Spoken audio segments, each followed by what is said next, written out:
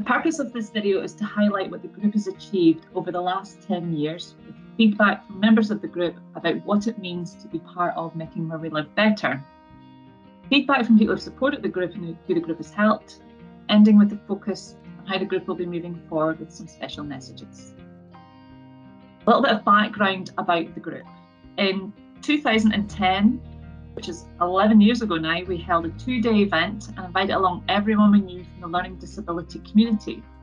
The purpose of this event was to speak to people about issues that matter to them, as their views need to be heard and they need to have more control and choice about how they live. We also had a bit of fun as well, building towers out of spaghetti and marshmallows, which is not as easy as what you think, but it was a good icebreaker and a good way to get to know each other and have a laugh, more importantly. We talked about what was good and bad about where people live and what was most important to them. From this, we identified the group's top 3 priorities, which were and still are better communication and information, antisocial behaviour needs addressing, more opportunities for community involvement. From this, the Us and the Housing Group, as it used to be known, came together and we started having a meeting on the last Thursday of every month at Glenurn Community Campus. With the support of Sheena, myself and Jill, the aim of the group was to ensure that people with learning disabilities have a say in the area where they live and the services that they receive. The group have been very active over the last 10 years and had several events, took part in consultations, helped to design strategies, as well as attending national events. They've been using their voice and having a say in issues and current events that affect them.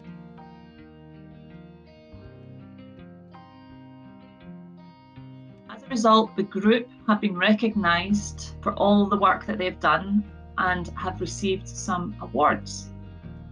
Back in 2011, they decided to hold a conference to look at issues around disability harassment.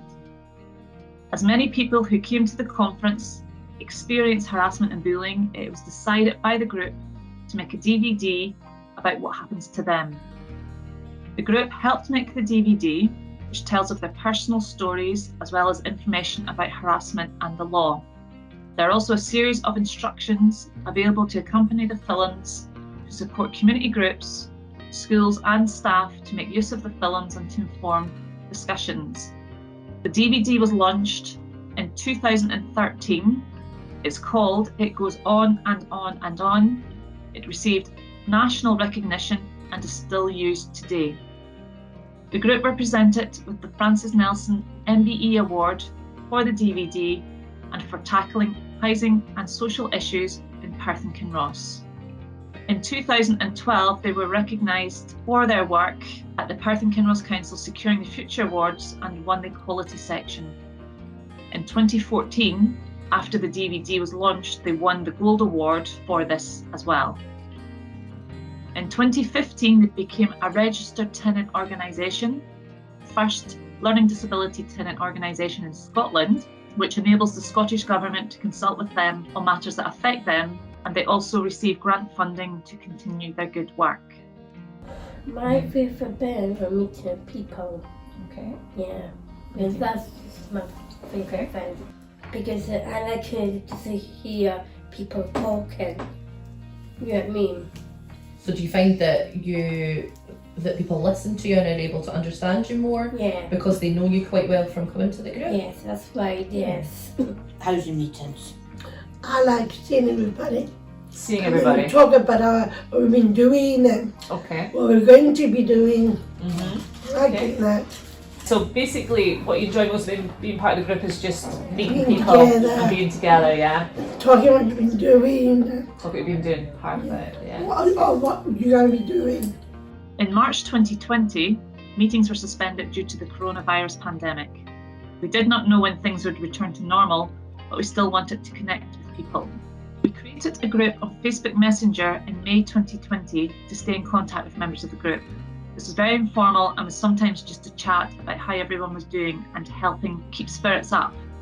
We had monthly group video calls to keep lines of communication open. Our first Zoom meeting, we joined the Zoom brigade on the 17th of December for a Christmas cuppa, and we also had a quiz, which went down really well. And then we continued with Zoom calls, emails, and Facebook Messenger as ways of communicating. In May this year, we celebrated Scottish Learning Disability Week by having a Zoom session chatting about the relationships that we have with friends and family and how important these are to us, especially in this current climate. We watched a drama from a group with learning disabilities from Tyneside, which talked about relationships, and we also did some Makaton to the song by Queen, You've Got a Friend in Me, which is really quite tricky to do, but lots of fun. At the end of May, we had our first catch-up outdoors, socially distanced, and for some of the group, it was the first time they had travelled using public transport since lockdown, so a very special day. Some of the group has been attending the Fit for All boot camp at North Inch, so in August we had a picnic after the boot camp session, and luckily the sun was shining.